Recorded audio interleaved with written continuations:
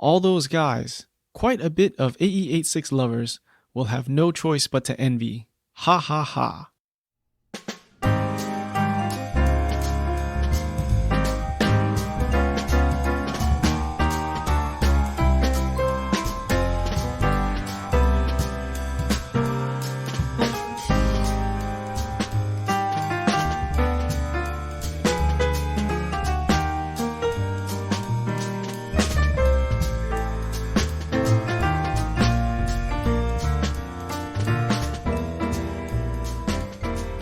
I had a recent Instagram post where I had 6 pictures that showed the 5 years of track life progression of my Corolla, and I got one comment in particular that piqued my interest.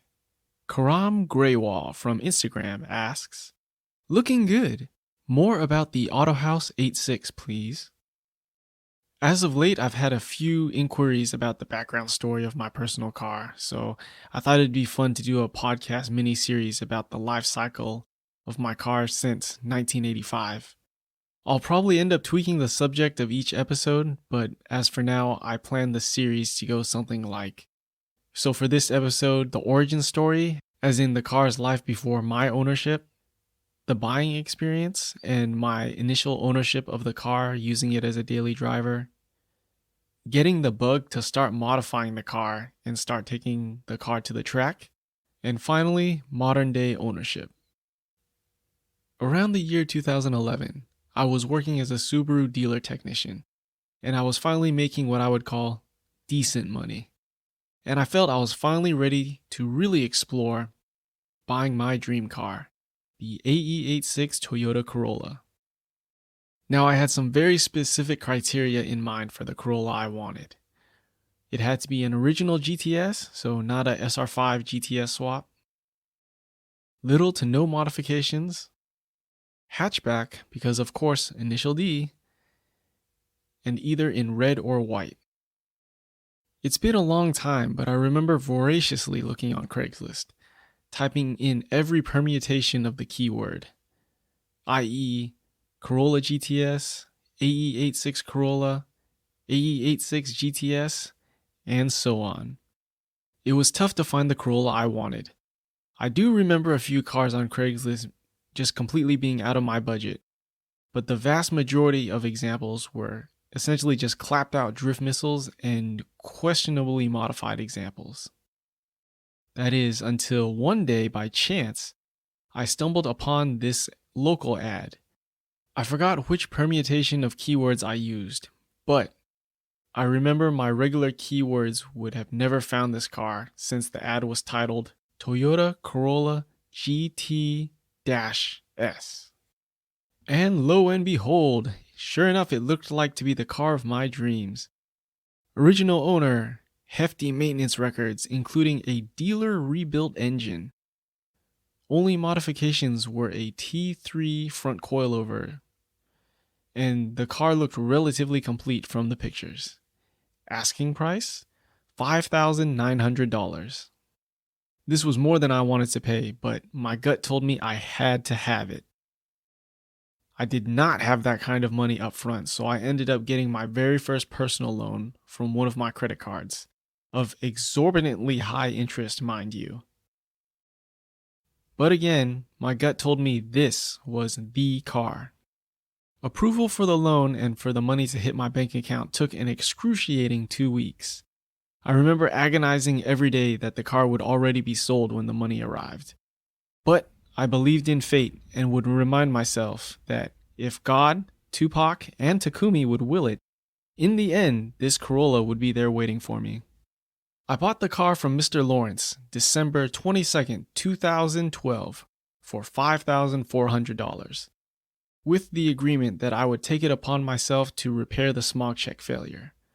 For you listeners not familiar with this, in a nutshell, you cannot complete transfer of title in California without the seller getting and passing an emissions inspection first.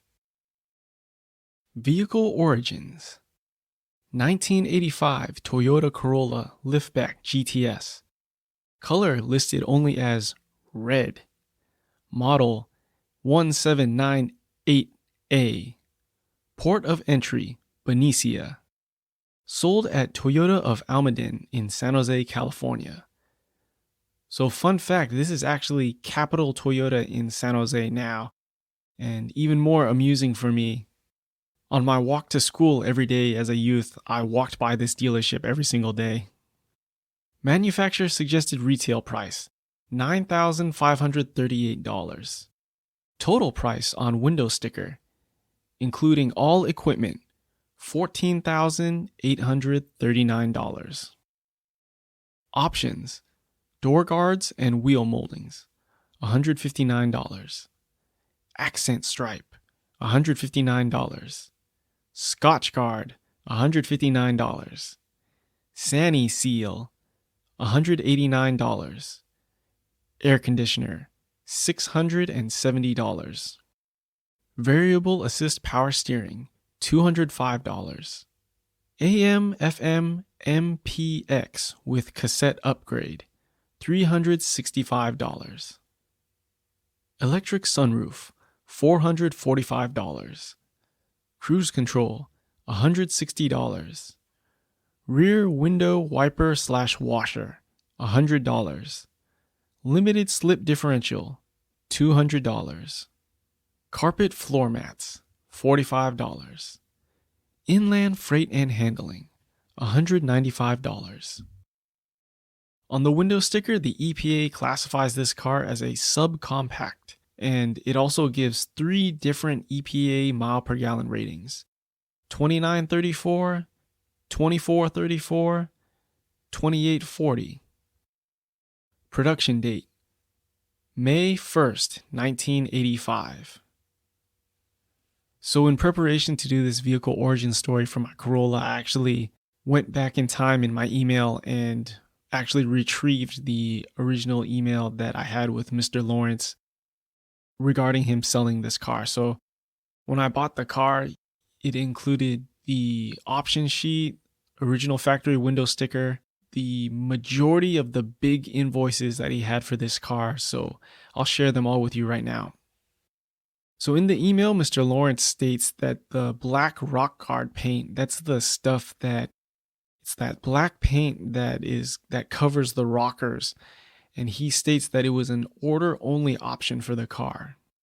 Another fun fact about this car that makes it sentimental for me was that this was a graduation gift for Mr. Lawrence in 1985. And when I bought the car, he actually showed me the physical photo, like a Kodak paper photo that had him with his cap and gown and diploma. It's been too long for me to remember. I vaguely remember him saying this was his high school graduation photo, or I should say high school graduation gift, but some of the dates don't really line up for me. And to protect Mr. Lawrence's privacy, I won't say the dates. So I'm not sure if this was a high school or college graduation gift. So the first big maintenance record I have is from January 13th, 1998 to January 23rd, 1998. And it stayed at Stevens Creek Toyota in San Jose for it looks like about 10 days. It's a staggering 11-page repair order, and the total revised estimate says $6,400. It actually says at the bottom what was actually paid, but from the age of this repair order, what was actually paid is actually smudged out, unfortunately. But looking through the entire repair order, it looks like Mr. Lawrence authorized all the repairs, so pretty close to $6,000 on this one repair. And not to bore you guys, but it was pretty much just a front to back maintenance of this vehicle. So like on the repair order, I see like a $600 AC compressor. There's labor and also parts in servicing the AC system, brakes, front and rear, front wheel bearings. It was all maintenance work, and I could completely see if you did like a front to back at the dealership, even in 1998, yeah, it would probably run you $6,000. So the calculator says in 1998, this was a 13-year-old vehicle. I'm not sure how the dealership was in 1998, like what was considered an old car to have serviced at the dealership. But I imagine at 13 years old, this was still like an uncommon car to have serviced at the dealer. So the last big repair order, it looks like from January 19th, 2001 to March 14th, 2001, the dealer who serviced this car was Mark Miller Toyota in Salt Lake City, Utah. So another interesting story, the life cycle of my car. At some point in his life, Mr. Lawrence moved from San Jose, California to Utah, and he drove the Corolla with a trailer on the back of it, and he drove all the way to Utah. I know this because he gave me the physical photographs of that Corolla with a trailer behind it. And also when I bought the car, it had a tow hitch on the back of it. So this 2-month visit at Mark Miller Toyota cost $5,398.74. And just to give a quick summary, the original engine was torn down. The dealer technician determined that the engine could not be reused. So they bought and tore down a used engine from Penguin Auto Wrecking and sent this engine to the machine shop. This engine was bored 20 thou over, and I know a big point that Mr. Lawrence constantly reiterated to me was that there was MR2 piston rings, and he even hand wrote it on the front of this repair order. So in my notes, I put a question mark, right? Like in 2001, were the OEM oversized AE86 specific piston rings discontinued or something? So it looks like at some point, I made some notes myself in this repair order. And in the RO next to the piston ring, part number 13103-16020, these are 20 thou oversized piston rings with 9.4 compression.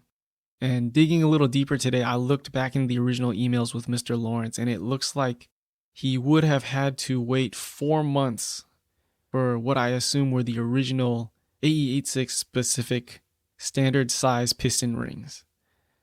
And that the service manager gave him the option of using 20 thou oversized pistons with oversized rings, which I'm guessing he took that option because they were more available at the time. So interestingly enough, Cabe Toyota of Long Beach, and their phone number is handwritten on the invoice.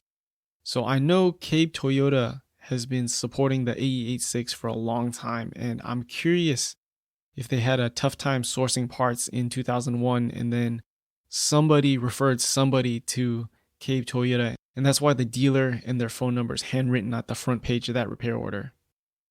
So the last big repair order that I have for this car is September 13th, 2011, and it's an independent shop that did an overhaul on the ignition system and also did an emissions test. I also have one parts receipt, September 15th, 2012, for front coilover conversion from Techno Toy Tuning. It looks like on the repair order or the receipt, it was paid in cash. So I can only assume Lawrence drove to T3 himself to pick these up. So as far as I know, that is the life cycle for my Corolla pre my ownership. And I wanted to share you guys some final words from Mr. Lawrence. He sent me at least a few more emails after I bought the vehicle. And right now I'll paraphrase some excerpts from those few emails. Ezekiel, your car is used, but it used to be a big deal. And it still costs some money. There are millions, tens of millions big money wasted on BMW out there. However, the problem is that there are just too many, and it is not unique at all. That is why you should protect the car well. Please remember, there are guys who will do their best waiting for the chance to steal your unique treasure collectible. You know what I mean, Ezek? Okay, take care and don't ever and never let your guard down and protect your collectible. All the rest of the Corollas are never going to be classic or collectible, since they are all just another Corolla in the car enthusiast's eye.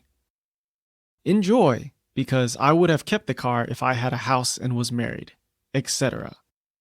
All those guys, quite a bit of AE86 lovers, will have no choice but to envy. Ha ha ha. And yeah, he really put ha ha ha at the end of that email. So we'll call that part 1 of the origin story of the Autohaus AE86. You can message me on Instagram or Facebook. Leave a comment when I announce this on Instagram. So I'd love to know anything else you guys would like to know about my car. If there's any particular pictures of like invoices or option sheets that you guys want to see, yeah, you can shoot me a message on Facebook or Instagram. Yeah, I'd really just like to know what you guys want to hear. It dawned on me too that Chaden Ford from the Corolla Brotherhood in our podcast episode, he noted to me like, yeah, I don't really hear very much about your car. I don't see very many pictures. And I think like subconsciously I do that on purpose because I'm not a very showy guy. And I know, right? Like my car is bright ass red and showy. So despite that, like I'm really not that much of a showy guy. I don't like I don't want to, I don't know how to say it. Like I feel guilty like blasting pictures of my car for the interwebs to see. So I mean, now's your chance if you want any pictures or want to find out more. I think almost nothing is off limits. Like I'll pretty much talk about anything about that car, especially if there's any like hurdles or I don't know, anything like expensive you guys want to hear about. So yeah, please let me know. I'm not sure when I'll make the next part in this series. It looks like it should be the buying experience and my initial ownership of the car using it as a daily driver. But hopefully between the time this episode releases and I record the next part of this series, I'll get some feedback from you guys. Because yeah, again, I'm recording this for you guys. So I mean, the purpose of me making this series is totally for you guys. So please let me know what you guys would like to hear. Thanks again for the support. Thanks again for listening. Take care, and I'll see you guys next time.